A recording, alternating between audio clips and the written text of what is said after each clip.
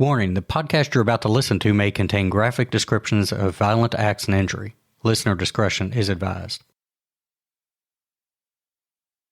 Welcome to the Murder Police Podcast.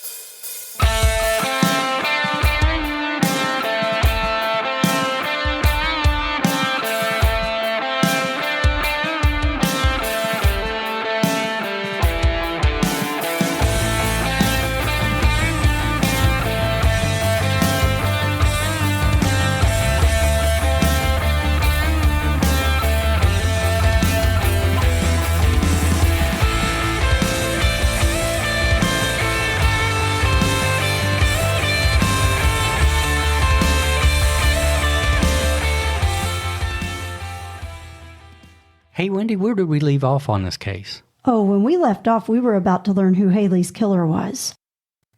When did your break come? How long after something presented itself? January in 2000. Wow. Yeah, Happy New Year. Happy New Year. So what happened? Tell us about this big break. Well, again, my luck, since I'm the lone man on the totem pole, I had to go in the office on New Year's Day. It was your week again, wasn't it? It was. And our sergeant, Mark Barnard, received a call from Texas. It was the Rangers. He had previous encounters, again, not bycap, but his networking, I'm sure. The Texas Rangers called and said that they had arrested a suspect and that he mentioned that he was in Kentucky and that there was a murder in Lexington, Kentucky that he would like to talk to us about. Wow. Yeah, it was great. So kind of told on himself. Yes. I wouldn't say in a legal term that's telling on yourself, but you know he has something to get off his chest. He knew something. Right. So what do you do then? Do you just start rubbing your palms together and say, finally? Well, it's not that easy. So what happens is Sergeant Barnard came over to my desk and said, hey, you're going to have to leave in 4 hours. We have a flight for you. They talked about who to send, and it can be you or Davey or you and Davey. He said, I'd like to just send you. It's New Year's Day. And here's what we're worried about. He doesn't like anybody that's arrogant. He doesn't want anybody to come in dressed up in a suit. Good thing you didn't send my husband. I don't know you like that.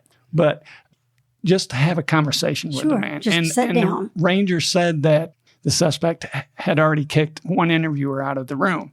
So he wanted to be very clear that whoever we send just needs to have a conversation. Let's walk back because you talked about that they know this about him and they've been talking to him, and then he talked about wanting to talk about a murder in Lexington. Can you tell us what that conversation was that the Rangers had with him where that happened even? Sure. What had happened, there had been a murder in Texas, and the Rangers had been assigned that murder. And it was within 48 hours that he talked to the Rangers and got caught. The Rangers did a fantastic job in Texas. They put him in the back of the car from his arrest. They actually caught him on the way to an attorney's house with a weapon. They only made assumptions that he was going to kill that attorney, but they caught him in the car at that point. They put him in the back of the Ranger car and was taking him to the Del Rio County Jail.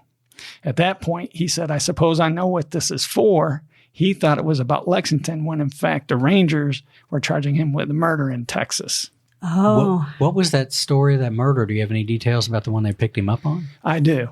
And it's a sad story.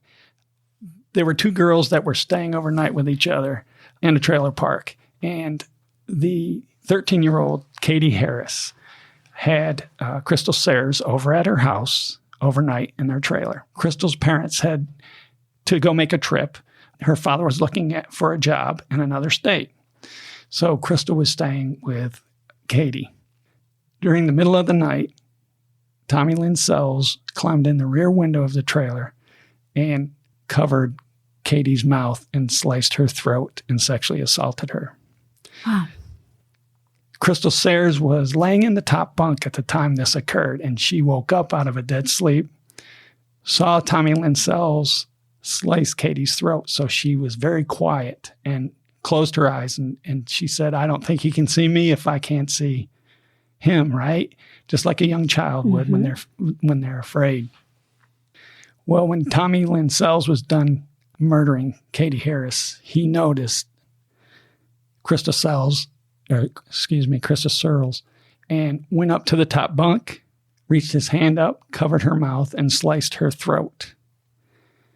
She played dead because she was bleeding, and he crawled back out the window. As he was leaving, she waited and laid there. As she was bleeding, she crawled out of the front of the trailer and was yelling for the rest of the family members, and she thought they were all dead. She went a quarter mile. Of course, in Texas, your neighbors are far apart. She went a quarter of a mile down to the next house to an older couple and knocked on the door. The older gentleman noticed that she was covered in blood and let her in, and she couldn't even speak. She was so injured that he got her. She was motioning for a pencil, and she wrote the family's last name, and then she wrote dead as they were calling 911 for her. So this 10-year-old girl, being so brave, Wow. was worried about the other family. It's pretty amazing. Wow. She was rushed to the hospital, and then that's where the Rangers got involved in their investigation. And she survived that, right? She did. Next day, 24 hours later, she did a composite and identified Tommy Lynn Sells as the suspect that murdered Katie Harris. How did the Rangers catch Tommy Lynn Sells? Katie Harris's father had met Tommy Lynn Sells at a car dealership, and they had gotten an argument, and they suspected that Tommy had followed Mr. Harris home and saw that the young girls were there. So his intention all along was to come back to the girls. Yes. So how ironic that this happened with 13-year-old Haley, and now we have another 13-year-old and a 10-year-old, all female. Yes. So he makes this utterance in the back of this car, I guess, when these... How did they catch him? From the composite, and then taking it to Mr. Harris, and Mr. Harris said, that looks just like this gentleman. So when they stopped him, they had enough to arrest him on the weapon and going to this attorney's home because he was angry with the attorney. And later on, when we talk about Tommy Lynn Sells, you'll see that he has his own rules for society. So at that point, they got him in the car, and that's why he mentioned Lexington, not knowing that they had him on the murder. And the ranger, after meeting him, he was great with Tommy Lynn Sells. He got him to talk about the murder in Texas, and he confessed to that ranger about the murder of Katie Harris. When you talk about the ranger being great with Tommy, go into detail. What do you mean by that? And is that something that's a go when you're with somebody? How do you get great with a bad guy like that? Yeah, that's a great question. Thanks, David. What happens is you have to build rapport in a short period of time. If you can believe that, so you know this man has done the worst thing in society. Mm-hmm. So now you're going to have to befriend this person. So calling them by first name is a great start. And when he called us, he even said, Tommy, and we're going, Tommy who? He goes, oh, Tommy Lynn Sells, we just arrested him for a murder. Tommy wants to talk to somebody. Well, the ranger used his first name. You get them a cup of coffee, anything they want. If they smoke cigarettes, you get them a cigarette.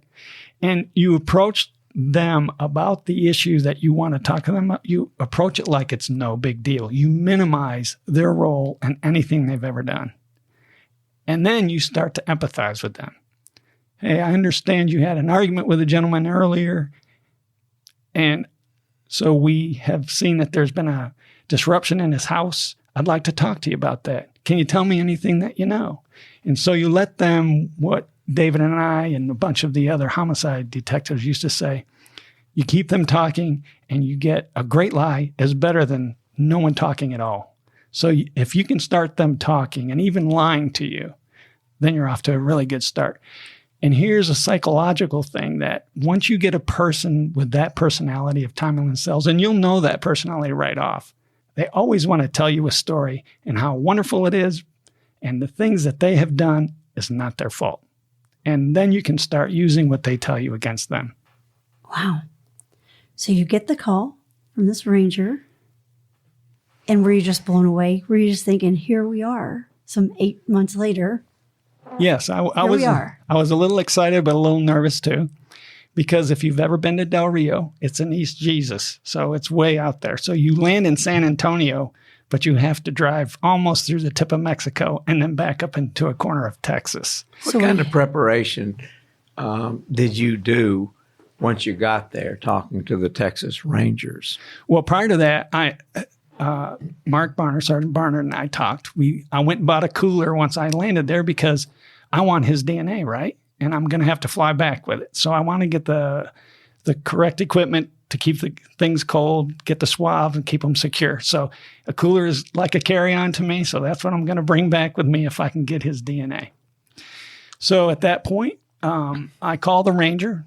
I have his number. Once I land, I call the Ranger. And of course, I rented the best car I could. Flat Texas, fast, convertible. No, I'm kidding. Got to get there. Right. So I called the Ranger and I asked what kind of personality he had. I told the Ranger what I was wearing because when I flew, I wore a button-up shirt, white shirt, a tie, and just Dockers. And he said, well, you might want to change. Come in just a polo shirt and some jeans. He said, and he already kicked one out, so here's why he kicked him out. And so he said, just don't do that mistake. What did he do? Why did he kick the other guy out? The other interviewer came in accusatory right off the beginning, that he already had enough evidence to lock him up. And that's not going to work with Tommy Lynn Sells. Mm-hmm. So from that point forward, I just kind of went over my notes at a road stop rest of Haley McHone's case and details that I knew only he would know. And walked up to the jail, and the sheriff let me in, and the Texas Ranger introduced himself. He said, I'm not going to go back there with you because he just told me about a murder, and I don't want to involve my report with your report.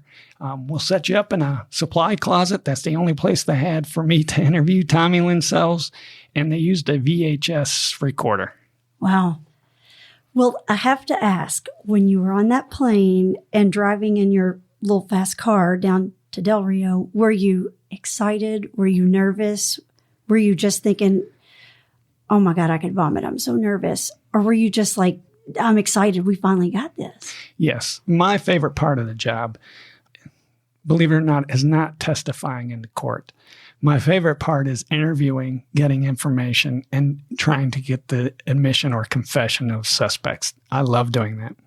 So I was excited. You were in your element. Yes. So you walk into your little supply room. You, I guess, push aside your paper clips and binder clips. And was Tommy in there, or did they bring him to you? They brought him to me. So I had changed in the car. I put my jeans on and a polo shirt, didn't tuck it in. I asked all the questions. Are you allowed to smoke in here? And of course, it's a supply room with paper towels, toilet paper, cleaner. And they look at me like, oh, this guy's never going to get anything. He's slow. Obviously, we're in a closet with cleaner. You're not going to. And they said, obviously not. And I asked them, how about coffee? Where do I get coffee? And does Tommy drink coffee? And the sheriff confirmed it. So I said, I want 2 cups of coffee. Just bring the cream and sugar, and we're going to leave it on the desk. So I already had it laying on his cup on the desk because I don't know what he wants in his coffee or if he even likes it. Now, I say this nonchalantly, but I realize now we've got a gentleman that has 2 murders that I know of. And I know he's got hot coffee. And I know we're in a small room. And I'm going to ask him to admit to me that he's done these terrible things. So I kind of positioned some paper towel boxes on the floor to where I can at least grab them and throw them up in case he throws the hot coffee on me. You're going to be wearing this hot coffee on your polo. Right. So I prepare the room for the interview. And I remember the VHS. I was laughing because we have recording devices in Lexington. We have them in the interview room and they're high definition. But the VHS tape, I remember the camera being flipped around so I could see myself and doing the test. And then Tommy Lynn comes in and he's scruffy, long. He's got like a mullet and he's in a jumpsuit. First thing he asked me for is a cigarette. First thing I give him is a cigarette in the closet because I had some in my pocket because I know I'm going to be interviewing a suspect. So he sits down. Your first appearance, I know you said he was having his mullet and in his jumpsuit. Would you have imagined from your first impression of Tommy, are you thinking guy next door? Or are you thinking, oh, he's creepy as can be? I'm thinking this man's been through the process before, so I have to be ready. Yeah. But I'm still excited. It's a very different feeling. You're excited, you're nervous, and you're wondering what makes this guy tick. And the feeling of wanting to know what makes him tick and that you can help the community in the long run outweighs the nervousness and making mistakes. When you talk about thinking it wasn't his first time in the process of the rodeo since you're in Texas, what made you think that, and what's the difference in that when you handle somebody that's been through the show before? What happens is when they approach you, it's difficult to say. You can tell you look for tattoos. Regular tattoos are different than prison tattoos, right? There's more art behind your regular tattoo. Prison tattoos are black and white on the knuckles and on the neck. So I instantly saw that one was around his neck or on his neck. And then he came in like he wanted to control the situation, right? And that's a dead giveaway. And he's very comfortable in the flip-flops and jumpsuit. So I assume he's been through the process before. So how I'm going to approach this is I'm going to tell him, I'm going to give him 2 orders first. I'm going to tell him to sit down, and I'm not going to sit down because I want to be a little higher than him right from the meeting. And I don't shake his hand right away. So those are the 2 things I don't do. Why do you not shake his hand? Because I don't want him to be able to turn my hand and get if psychologically, if a person to me, they're going to take control of you by the way they shake your hand. Like if they turn their hand and they're on top, to them, they know that they're going to be superior because you let them turn your hand. So I don't even want to go there. So I'm going to tell him to sit down. I'm going to ask him if he needs anything. So he walks in and you say, have a seat. Mm-hmm. And I tell him, ask him how he's doing. And I actually tell him, well, you're in a situation. I'm sorry you're in that situation. So you're empathizing with him. And yeah. He might not have been expecting that. He doesn't expect it at all. So we proceed to just do the interview. And of course, you have these legal process you have to do. So now him going through the process before, advising them of their Miranda rights, you've got to do it very carefully and let them think about it. But yet you want to get right into the conversation after you read it and you ask them if they're willing to talk to you. And his personality, he wanted to know what I knew. So I knew it wouldn't be that difficult. After I read his Miranda rights and then looked at him and I said, you want to talk about the situation I'm here for? I'm from Lexington, and you said you had something to say about Lexington. And that's why I'm here. And his response?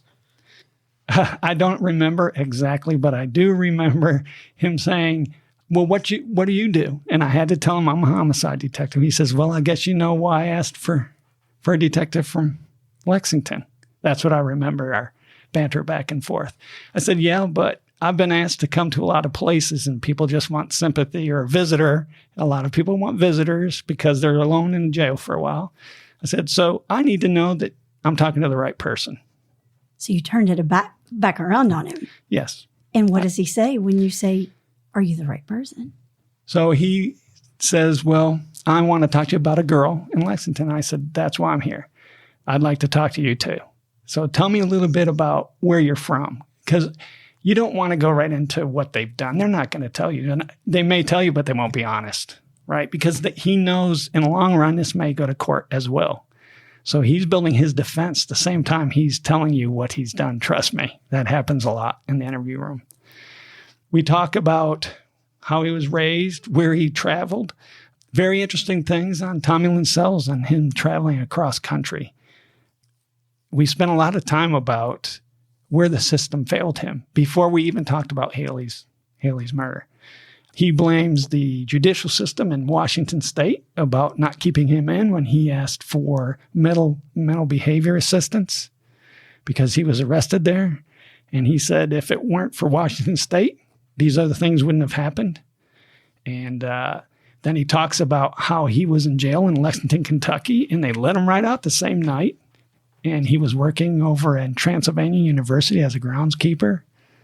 It was pretty amazing the things that he did. He worked at a carnival in Ohio. And every place that he went, he wreaked havoc on at least one person's life. Yeah.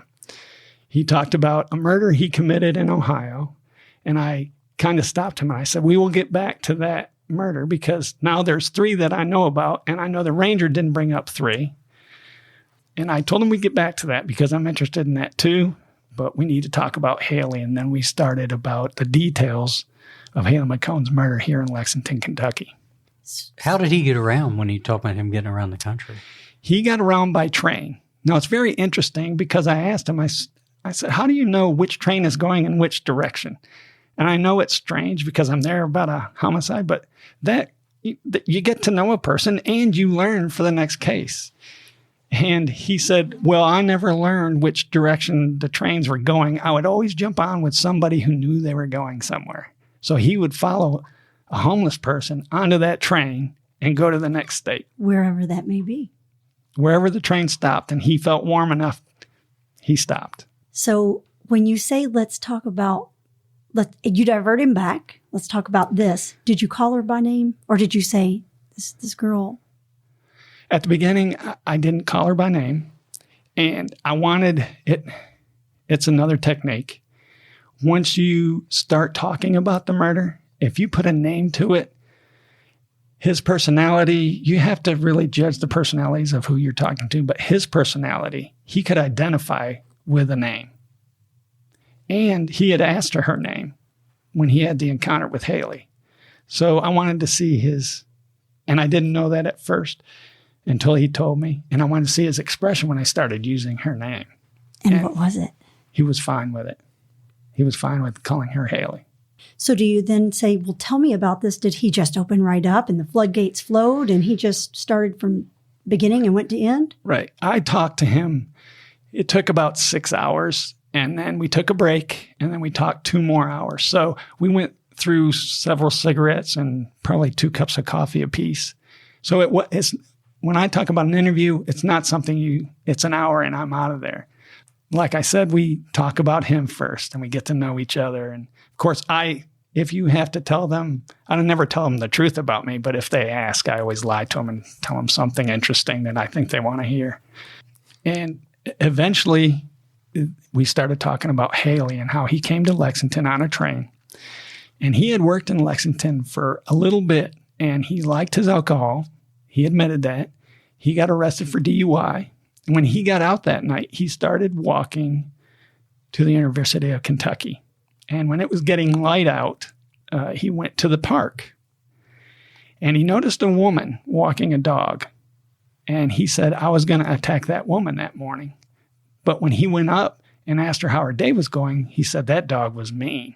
He was not going to deal with that dog too. So he said he left and went towards Transylvania University. And I said, well, tell me how you went to Transylvania. Why did I ask that? Because then I'll know if he's been in Lexington, Kentucky. So he gave me the directions on how we walked to Transylvania University and actually talked about the several steps in front of the steeple building. And he said, I sat there and met some homeless people and he tried to describe it. He said, I went to this place where they hand out jobs and then you can find a job for the day. And when you come back, you get paid. And I said, where was that? He said, it's on a side street, Win something. So I knew he was telling me the truth. So he went to work that day. When he got off of work that afternoon, he went back to that park because he knew the train was going by there. He was sitting on the steps, on the picnic table having a cigarette. He had bought some beer. And he said this young girl walked up to him and asked him for a cigarette. And she sat there and smoked a cigarette for a minute. And he said he thought a minute. He said, I offered her beer. And she said, yeah, I'll take a beer. He said, I knew she was young. So I said, let's go out towards the woods there so you don't get in trouble for drinking a beer. And they both walked out there. And he said, I reached over to hug her and she started fighting back. And that's when he choked her and killed her. Did he know that she lived that close to where they were? No, he asked her name. That's how he knew. When he gave her the cigarette, he asked, they had small talk. Haley, how are you doing? And he said she had on, he described her top. He said he took that off and left her shorts. And then he covered her body up. He knew she was dead. So he covered her body up and took her bike over to the north side of town and sold that for more money. And then hopped a train to Louisville, Kentucky. Stayed there for a few days and then hopped a train to Texas. Did he, when he talked about strangling her, did he do that barehanded, or did he use any instruments? Or Yes, and on the interview, if it's on video, if you ever saw it, he even used the motion with his hands around her neck. Yes, he used his hands to strangle her. But what was very important, he told me what brand he was drinking, and we found those bottles out there. And he told me about what brand cigarettes he was smoking, and we found a lot of cigarettes. But so at that point, I knew eventually at the end of the interview, I was going to ask him for a DNA swab. So he strangled her because she fought back. Was there any sexual assault, or was it just he was angry, so he strangled her? He tried to make moves on her, and she started fighting back. So he killed her. He never admitted to sexual assaulting her. And he never admitted that about Katie Harris, but they did a sexual assault kit on Katie Harris in Texas and found out that she was sexually assaulted. In Haley's situation, her body was in such a state of decomposition, it was undetermined and you wouldn't be able to tell. did he go into any detail when he was talking about strangling her? Did he talk anything about what it was like, or how she responded or anything? He did. And I asked him if she screamed, or he said all she did was grab his hands and try to fight back. He said when she went limp, he knew that he had killed her. And so he held her neck even longer just to make sure. He said, I didn't want her to suffer. And he laid her down and covered her body and immediately left with her bike. Wow. So the interesting part is I asked him also in the interview to describe the bike, and he talked about the orange paint on the bike. So I knew exactly that he was the person we were looking for, because that was the description of the bike we put on the posters. Yeah, because I think, if I remember correctly, she had spray painted some different parts of it and made it was very unique, which I think was frustrating us that we couldn't find that bike. Yeah, he sold that bike to a homeless person, and I'm sure they rode off with it. Did the bike ever turn up? No, never. Never turned up. No. Chris, let me ask you. So he describes what he did to Haley and what he did after that. What else did you? At what point does your interview end? Well, it doesn't end with Haley because I wanted to show him that I was interested in him. So I went back to, you told me about you were working for a circus in Ohio and that you had trouble in Ohio. So I asked him about that. He said there was a circus worker that didn't follow one of his rules and had started a problem with him. So he had used a hammer and killed him. Well, tell us about the rules, because you alluded to that earlier. Tell us, in the world of Tommy Lynn Sells, what rule did he violate that he got hammered? Well, that's a great question. I asked him in the interview, you keep talking about if you break one of my rules, then you're done with me. I'm going to kill you, or I'm going to hurt you real bad. And at that point, I did get a little nervous in the room. He said, well, for instance, do you believe me that I killed Haley? And I said, yeah, I believe you. He said, that's a good thing, because if you don't believe me and I'm telling you the truth, you broke one of my rules. And in the same way, if anybody else broke any rule with children, because I asked him, I said, okay, that's one of your rules. And I knew from talking to him that he had a girlfriend in Texas and she had children. I said, so what are the rules for the children? You have murdered two 13-year-old girls. There was a 10-year-old girl that you slit her throat. What are the rules? And he turned to me and pointed at the video camera and he said, turn that thing off. And at that point I said, I apologize. Let's talk about other things. And he was talking about other bodies. And I said, well, I'd like to get the ranger in here because I don't know. You're describing places where you put these bodies and I'm not familiar with that, but I'll be happy to stay in here with you while you talk to the ranger. So the ranger had been up all night. So we had waited till the next day and had brought the ranger back in, and we had sat down and he told about more bodies and more murders that he had committed. So what was the children rule? He never told me. When he told me to shut that thing off, I apologized and I wasn't going to go there again. Because the interview might have ended, right? Absolutely. Well, let me ask you this, because... At least. Or I could have ended it. Yeah, because one of the rules was probably wearing a tie, so it's a good thing you ditched that in the car. But let me ask you this, because, we've sat in there before, and like you said, you get lied to. Nobody tells the truth. They tell a version of the truth. What did it feel like when he started talking about more than one like that? What was going on? in your mind? Was it one of those things, I can't wait to tell everybody back home? Or because those are the things that just don't happen that often. And it's funny you said that. That was the first thing that went through my mind. I can't wait to tell the other detectives that this guy even wants to talk about other murders, and I'm going to be able to help them find these bodies, because I don't know how long it's been since he had murdered other people. And just his entire story was very interesting, how he put blame on other people. Like it's the other person's fault why he had to kill him. You know, the circus guy didn't follow his rules. So he had to go. He had to go. Same with me. He said, shut that thing off. I was going to follow his rules. You know, it's just very strange what he found were the moral rules of society. One of Tommy Lynn Sells was on that we said some networks were carrying. He said the most interesting thing, and I find it that we do this when we investigate homicides. His phrase was, see, you guys, meaning detectives, you guys make everything so difficult when it's really simple. It's the simplest thing. Someone gets mad, you just have to know who they're mad at, and then they get killed. And that was Tommy Lynn Sells. And he's right, because how often, David, have we been asked, what do you think he was thinking? Where would he go next? And you can't, with Tommy Lynn Sells and people like him, you can't put your brain in their thought pattern, because they don't think the same as every normal human being. Absolutely. Absolutely. Hey, you know there's more to the story, so go download the next episode like the true crime fan that you are. The Murder Police podcast is hosted by Wendy and David Lyons and was created to honor the lives of crime victims so their names are never forgotten. This podcast is produced, recorded, and edited by David Lyons.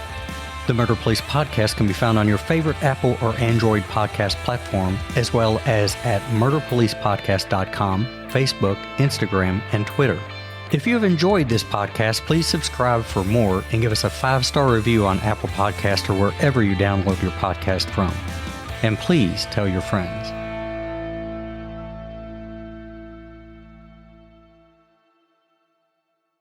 Lock it down, Judy.